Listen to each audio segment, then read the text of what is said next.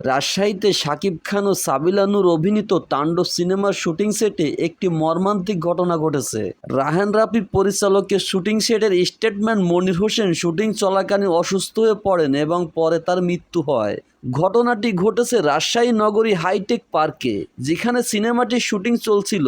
মনির হোসেন দুপুরে একটি শট দেন এবং তখন সুস্থ ছিলেন। কিছুক্ষণ পর তিনি হঠাৎ অসুস্থ বোধ করেন, মাথা ঘোরা ও বমি শুরু হয়। তাকে দ্রুত রাজশাহী মেডিকেল কলেজ হাসপাতালে নেওয়া হলে চিকিৎসকরা তাকে মৃত্যু ঘোষণা করেন। পরিচালক রায়হান রাফি জানান, সম্ভবত তিনি সকালে স্ট্রোক করছিলেন, কিন্তু মনির হোসেন তা কাউকে জানাননি। মনির হোসেন ঢাকার নারায়ণগঞ্জে বসবাস করতেন এবং চলচ্চিত্রে স্টান্টম্যান হিসেবে বেশ কয়েক বছর ধরে কাজ করছিলেন। তার মৃত্যুতে শুটিং ইউনিট শোকে ছায়া নেমে এসেছে। পরিচালক রায়হান রাফি জানান, তারা মনিরের পরিবারের পাশে থাকার চেষ্টা করবেন। তাণ্ডব সিনেমাটি ঈদুল আজহায় মুক্তি পাওয়ার কথা রয়েছে, যেখানে শাকিব খানের বিপরীতে ছোট পর্দার অভিনেত্রী সাবিলা নূর বড় পর্দায় অভিষেক করবেন।